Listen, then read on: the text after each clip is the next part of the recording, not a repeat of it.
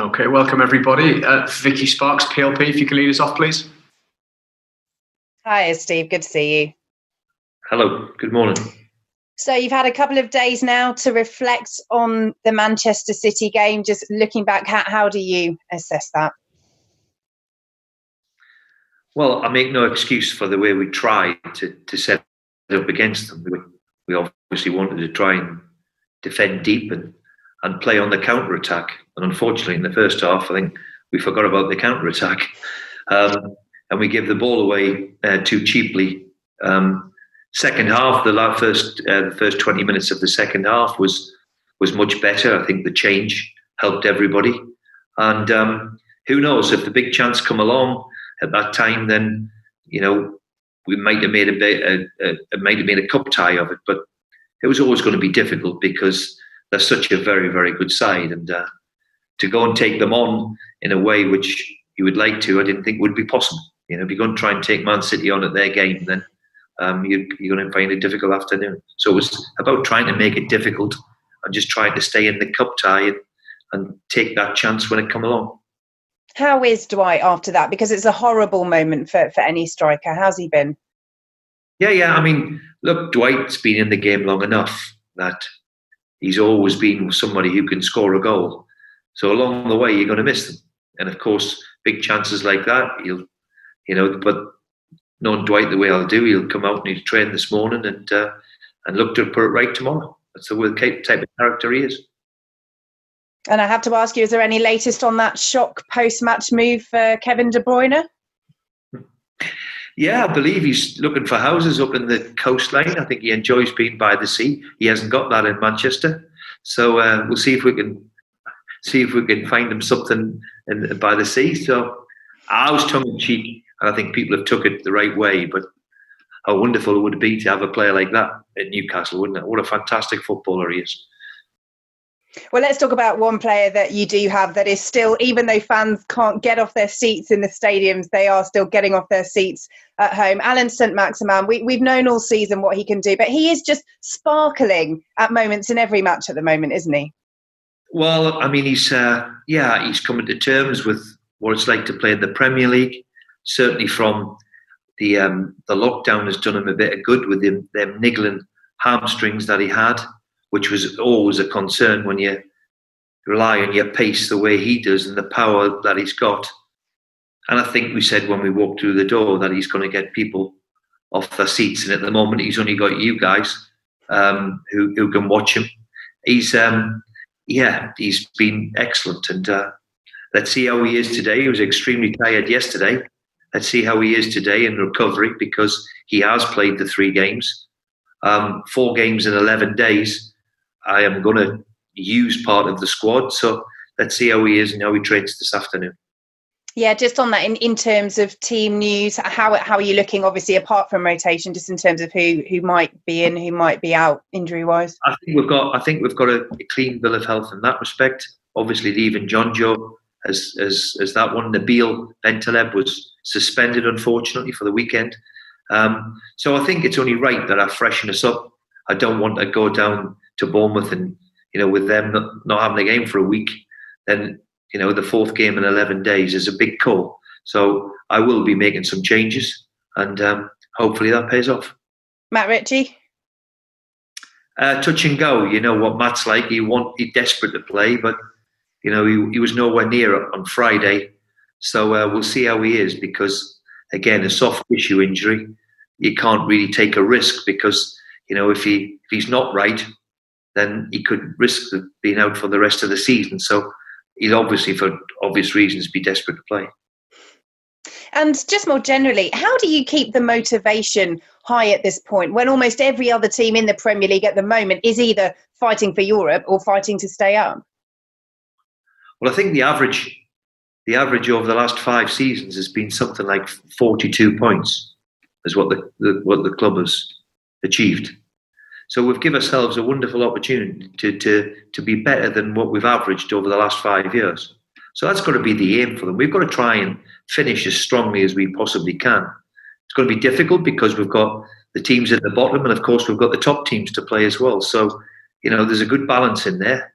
But the Premier League is unforgiving. So let's go, and our form has been decent since we've changed into a back four. So let's hope that keeps improving, and we can improve on where we've been in the last few years. And just finally from me, on Bournemouth, they are really scrapping for their lives down there. Well, I mean, look, he's done a remarkable job, Eddie, and I think this year they've been blighted with big injuries, and when that happens to you, you think everything's against you, because if you miss 4 or 5 of your big players for a long, long period, and it becomes difficult. And certainly they've had a difficult period, but make no mistake, they'll be fighting for their lives, and so we know what to expect. But as I said, we've had a decent run of form in the league of late, so let's hope that continues. Jeff Brown, BBC Look North. Hi, Steve. Good morning. Good to see you. And you. Under strange circumstances. It certainly is. You mentioned the 4 games in 11 days, and of course, you've got more to come to try and get this season finished. Is there a worry about players' fitness and how they might react? Because you haven't really it's like you haven't had a pre-season, have you? Yeah, Jeff, I've said many times that a footballer can play every day. But what they can't play with is the intensity that's required to go and perform in the Premier League. And it's all about that, So the sports science levels that we've got in place, we can detect and we can measure and we can see when people are playing fatigued. And of course, if you're playing fatigued, you do run the risk of injury, especially muscle, soft tissue injuries. So we're guarded against that. I will be making changes that, we're going to be fresh enough. I think that's vitally important when we go forward. We've got another game on at the weekend. So, I think most clubs, most teams will be making changes. And of course, with the 5 subs, then you hope that you can have a freshness off the bench too. I'm sure you're enjoying being back on the training pitch with the guys. What about the match day experience? Are you actually enjoying games without the fans? Well, if we ever took for granted supporters, then after this we really shouldn't do, especially a club like ours, because without it, it's just not the same. But I will say it is second best. At least we're up and running, and a lot of people behind the scenes of every club, from doctors to health and safety to HR. It's been quite an unbelievable task to get us this far. So I think it's right that we're playing, and but it's certainly not the same as playing in front of a full house. That's for sure. You may well have seen it this morning. Richard Masters has been talking to MPs who are asking him about the takeover, not giving much away, but he did say it's relatively rare for this sort of thing to drag on as long as it has, and sometimes things get complicated. Is that a worry? Look, I think I've commented on. I don't know. That's news to me. What you've just told me, and so I think I've made my comments on it. The quicker, the better, and we can all move on. And let's hope there's a decision soon. And are you heading for a holiday soon? You got one booked? I haven't even thought about that just yet. I think we're all probably in need of a holiday.